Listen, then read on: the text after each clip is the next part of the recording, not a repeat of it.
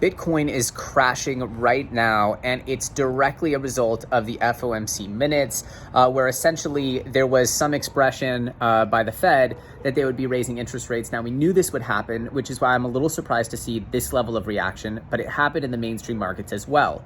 So the way I'm looking at this, first of all, a lot of people are thinking what to do. Do I sell? Do I buy? I generally find on days of massive volatility, the best thing to do is nothing at all. That's my personal approach. Again, I'm just one guy, not perfect, but that's my personal approach.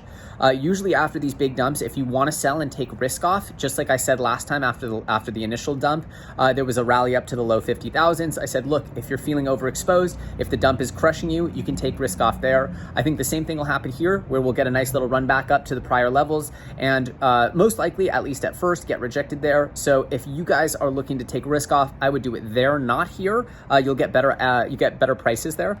But what am I doing? I'm personally was fortunate enough to have planned ahead on the gaming run, where I took enough profits where I don't feel completely out of pocket. I have enough stables where I'm feeling happy with that. I'm actually looking to add to some gaming and NFT projects. Personally, I just have such high conviction in the space. I believe that gaming and NFTs will be the things that help the crypto markets decouple from Bitcoin in a very healthy way. My personal belief, my personal conviction, I encourage you guys to find your own beliefs and convictions, but that's how I want to play the market here in 2022.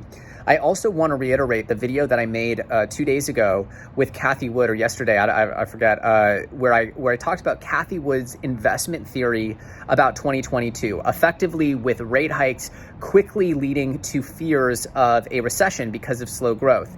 Effectively, her theory was we would see another March 2020-like event where we would get a massive crash in the markets or fear in the markets, kind of like what we're having right now, and that very quickly, especially we're in an election year where politicians, if the market is really behaving badly, politicians get replaced. That is the law. If a politician is in office during a market crash, they will get replaced during the next election if the market's not doing well. So if the market continues to be sluggish, you better believe that the federal government is going to do everything in their power to get the markets back to healthy, looking good, feeling good. And the very least that they can do is call the Fed and tell them to ease up on policies. And so if the Fed policies is what has gotten us this bull run and what is taking it away now, it would not surprise me at all to see those conditions resume at some point here in 2022. And that's why I made a video called The Trade of the Decade.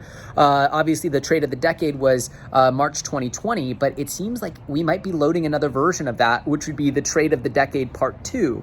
I believe that there is a huge chance here, and I'm really excited for that chance. As much as I know that there would be pain in the short term, I believe that what comes after that is a sort of escape velocity moment for Web3. I want to reiterate, crypto is extremely risky. I say this on a lot of episodes, and I've been chatting a lot in my Discord. You can check out my Discord. I'll link it in the video. Had a nice conversation with all the people in my Discord about how I can, more adequately convey the risks of crypto. I talk all the time about how you can lose 90% of your money, you can lose 100% of your money in altcoins. But I'm just so excited about this industry that I think what the audience is left with is my excitement about crypto. And I don't stop that, right? The bear markets always offer contrarian opportunities to pick less popular bets in the market. And in the case of yesterday, I identified NFTs. They're absolutely booming right now. Again, if you're up huge on your NFTs, same rules apply. Make sure you take profits and make sure you're managing your risk. But more importantly, I'm really looking for those contrarian bets and those moments where good opportunities arise in crypto gaming. I believe gaming is the killer app here. And so nothing changes on my end. I'm not panic selling. I'm not panic buying just yet. But I am going to keep evaluating opportunities in crypto gaming, in NFTs that are involved with gaming and metaverse. And I'm just, in general, looking for the reversal of dialogue out of the Fed, which I believe is going to come. I do not believe you have the Fed just drown the markets and stick its head under the water and suffocate the markets. I don't think that that's politically popular, and I think at a certain level, politics is the game that we're playing here. So if we got a dump based on politics that hit the mainstream markets as well, that's eventually going to turn back into a pump.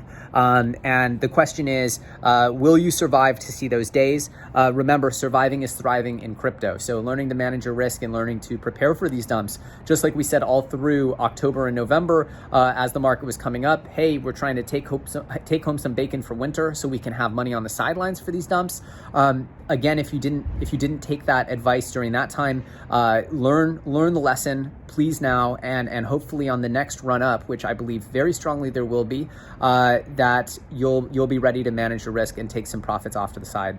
I hope this helps you guys. I know that a lot of people get really nervous during these dump days. I certainly am not immune to emotion. I've just been through it a lot. I'm personally not doing anything, and I'll be making some videos on exactly what I'm doing sort of passively with my stable coins right now, which farms I'm in, as well as where I'm starting to look to allocate over the next few weeks, and what conditions I think are going to trigger the next big run.